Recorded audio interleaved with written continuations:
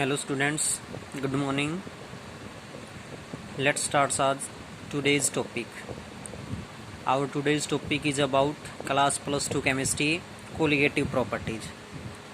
आज हम पढ़ेंगे colligative properties के बारे में, यानी colligative properties होती क्या हैं. The properties of the solution which depends only on the number of solute particles.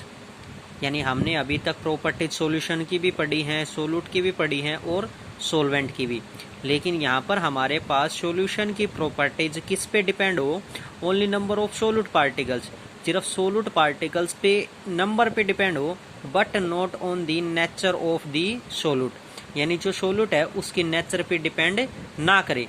जब हमारे पास कोई भी सोल्यूट पार्टिकल्स की नंबर पे डिपेंड करे, उसकी नेचर पे डिपेंड ना करे, उसको हम कहेंगे कोलिगेटिव प्रॉपर्टीज. तो इस तरीके से जब हम किसी की भी नेचर की बात करते हैं, किसी के नंबर की बात करते हैं कि सिर्फ कोलिगेटिव प्रॉपर्टीज के अनुसार वो सोल्यूट के नंबर पे डिपेंड हो, तो हमारे पास 4 इंपॉर्टेंट कोलिगेटिव प्रॉपर्टीज सामने आती हैं. That's are relative lowering in vapour pressure, elevation in boiling point, depression is freezing point and fourth one is osmotic pressure.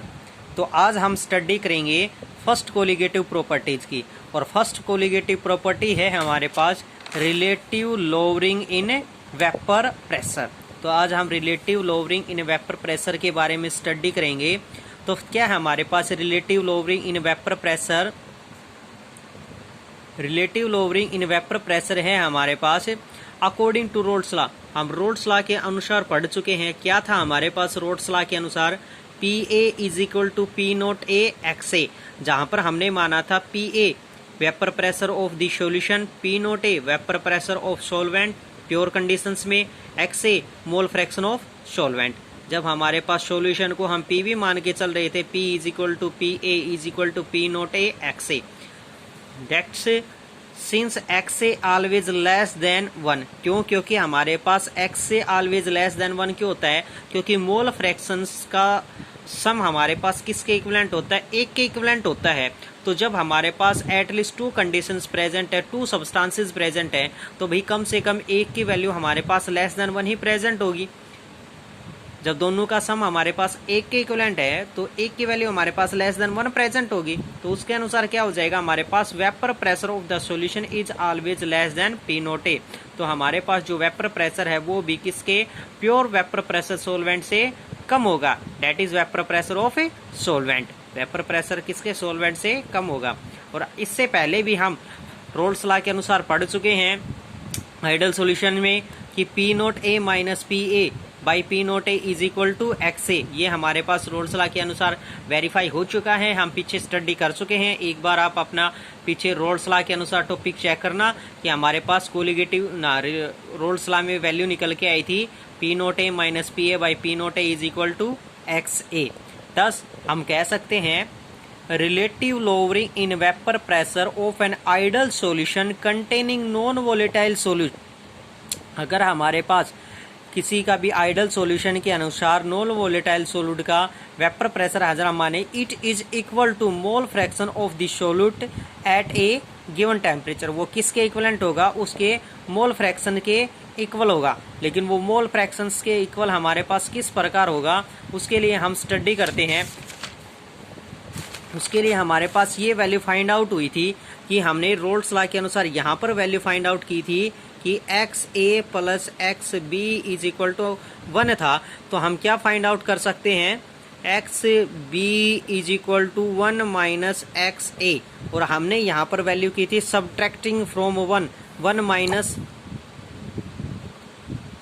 Minus P note A minus P A by P note A is equal to 1 minus X A. ये हमने study की थी subtracting from 1. हमने 1 में से subtract करके solve out किया था. क्यों सोल्व आउट किया था? कि हमारे पास सम ऑफ मोल फ्रैक्शन किसके इक्विवेलेंट होता है? 1 के इक्विवेलेंट होता है. तो हमारे पास वैल्यू क्या निकल के आई थी इसके अनुसार डिटर्मिनेशंस वैल्यू में P note A minus P A by P note A is equal to X B. क्योंकि एक्स बी हमारे पास किसके इक्विवेलेंट था? 1 minus X A is equal to X B. हम मान के चल रहे हैं कि जो हमारे पास ए है वो सोलवेंट है और बी क्या है हमारे पास सोल्यूट है। तो एक्स भी हमारे पास क्या हो सकता है, मोल फ्रैक्शन किसके इक्विवेलेंट था, number of moles of that component by number of moles of total component. तो एक्स भी हमारे पास किसके इक्विवेलेंट होगा, एक्स बी हो जाएगा N B by N A plus N B. इसी प्रकार हमारे पास एन ए किसके इक्विवेलेंट होगा, W A given weight of A upon molecular mass of A हम सोलवेंट मान के चल रहे हैं। इसी प्रकार number of moles of solute हो जाएगा हमारे पास W B upon M B. W B हम मान के चल रहे हैं given weight of solute upon molecular mass of solute. तो इस तरह से हमारे पास वैल्यू फाइंड आउट हुई थी X B is equal to W B upon M B. अगर इसी को आगे हम सोल्व करें तो N A by N B की जगह हम क्या वैल्यू पुट कर सकते हैं, W A by M A plus W B by M B. लेकिन हमारे पास वैल्यू हम मान के चल रहे हैं कि जो हमारे पास कंपोनेंट है वो सोलवेंट कंपोनेंट है, यानी अपने आप में प्योर है। जब अपने आप में प्योर है तो हमारे पास क्या हो जाएगा, W B by M B is very very less than W A by M A. तो हम इस W B by M B की जगह क्या वैल्यू पुट कर सकते हैं, कंप्लीट के सम के जगह हम W A by plus upon M A plus W B upon M B approximately equal to W A upon M A. तो ये कंप्लीट वैल्यू हमारे पास किसके इक्विवेलेंट हो जाएगी, X B is equal to W B by M B और complete क्या हो जाएगा हमारे पास W A upon M A, क्योंकि ये कंप्लीट वैल्यू हमारे पास किसके इक्विवेलेंट है, सोलवेंट के इक्विवेलेंट है। क्योंकि हम मान के चल रहे कि जो कंपोनेंट्स है वो अपने आप में प्योर है और वो क्या है हमारे पास सोलवेंट। और सोलवेंट पार्टिकल्स अपने आप में प्योर है तो सोल्यूट पार्टिकल्स क्या होगा, नेग्लिजिबल होगा। और नेग्लिजिबल को हम मान के चलते हैं कि 0 पॉइंट समथिंग प्रेजेंट होगा और 0 पॉइंट समथिंग है तो वेरी वेरी लेस देन किससे होगा, सोलवेंट से होगा। तो सब्स्टिट्यूशन वैल्यू हम क्या पुट कर सकते हैं, हमारे पास P note A minus P A upon P note A, ये वैल्यू हमारे पास रोल्स लॉ के अनुसार आइडल सॉल्यूशन के अनुसार प्रेजेंट थी और is equal to X B. X B की वैल्यू हमारे पास क्या फाइंड आउट हुई है, W B upon M B upon W A upon M A. तो इसकी जगह हम एक्स बी की वैल्यू पुट कर सकते हैं W B M A upon W A M B. और कोलिगेटिव प्रॉपर्टीज प्रूव करने के लिए हमें सबसे इंपॉर्टेंट वैल्यू फाइंड आउट करनी होती है एम बी, यानी मोलिकुलर मास ऑफ सोल्यूट। अगर हमारे पास molecular mass of solute value find out हो जाती है तो हम कहते हैं कि that's is a colligative property. अब यहाँ से हम सब्स्टिट्यूट करें वैल्यू की, एम बी हमारे पास राइट हैंड साइड में आएगा तो ये वैल्यू हमारे पास क्या आ जाएगी, डिनोमिनेटर टर्म में आ जाएगी। तो वैल्यू हो जाएगी हमारे पास W B M A upon W A M A हमारे पास लेफ्ट हैंड साइड में जा चुका है। लेफ्ट हैंड साइड से हमारे पास वैल्यू ये नीचे आ चुकी है, P note A minus P A by P note A.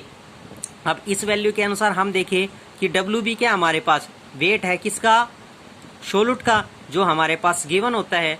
ये किसका है, सोलवेंट का। मोलिकुलर मास ये भी हमारे पास गिवन होता है क्योंकि मोलिकुलर मास किसी न किसी कंपोनेंट्स का तो होगा हमारे पास।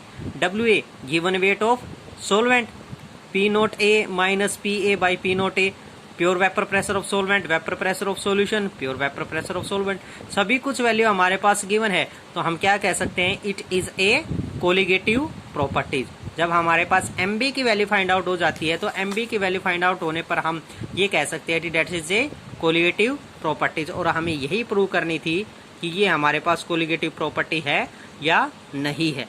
तो that is a colligative properties, that is relative lowering in a vapor pressure।